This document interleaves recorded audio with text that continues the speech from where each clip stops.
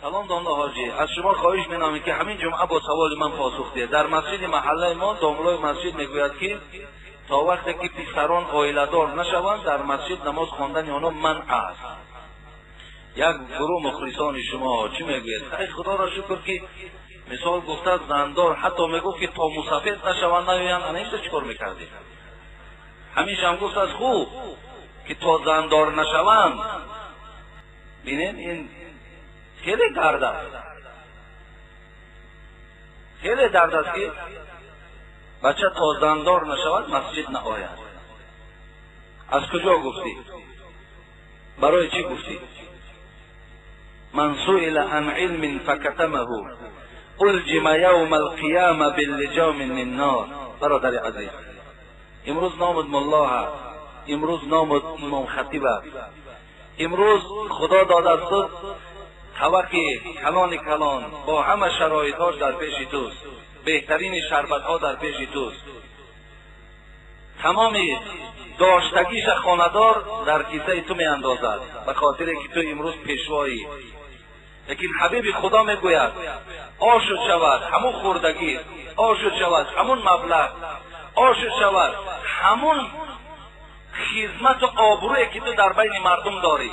لیکن تو را از چیز پرسند تو حقیقتی اون در مردم بیان نکنی، الجم یوم القیامه باللجام من نار.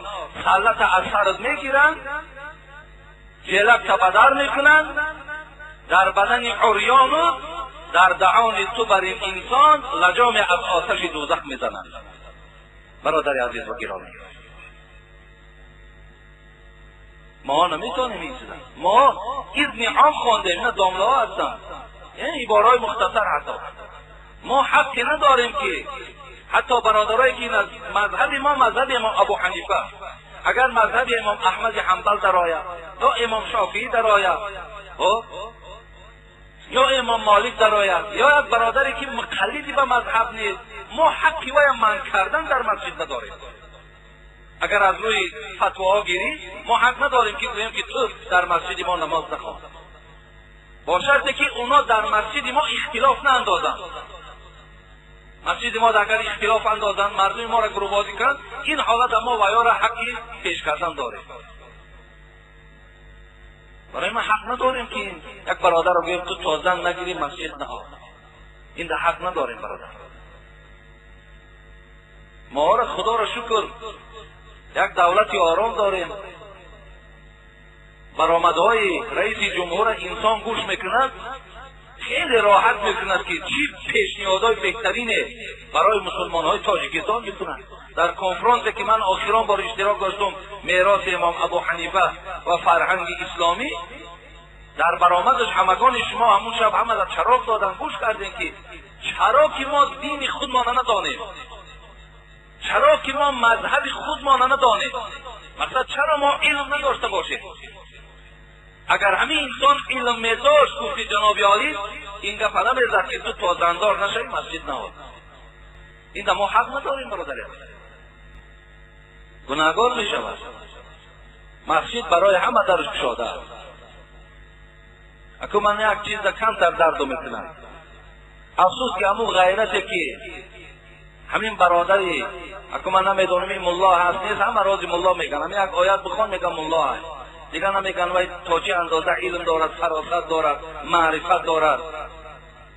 محمد صاحب ایرانی میگفت مخور صاحب فریب فضل عمامه ظاهر. تو فریب این عمامه ظاهر، او سله های کلانی که در کار سر ایشان از فریب اونا را نخو میگفتن.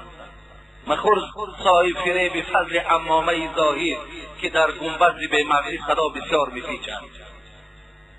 ما ملامت نمیکنیم برادر عزیز. من یک چیز درد میکنم که همین غیرتی که تو داری برای پیش کردن یک برادر مسلمان از مسجد، کنی همین غیرت در من کردن رفتن طرف عبادت های نصرانی ها کن، یا عبادت هایی که بچه های امروز در جریان شیعه قدم زده ایستادن، کنی اونها را من کن. چرا در واقع قدرت نداری؟ چرا در جایی که ما را خدا اجازت داده است، پیغمبر اجازت داده است، حکومت اجازت داده است، چرا تو مانع میشوی؟ خیلی کار ابلهانه است. آخه جوانای ما مسجد آمدن چیکار میکنند؟ مسجد آمد جوانای ما احترام پدر و مادر، ما احترام معلم، ما احترام وطن و دیگر نصیحت‌های در حق اینا داریم. چی ضرر میکنن از مسجد؟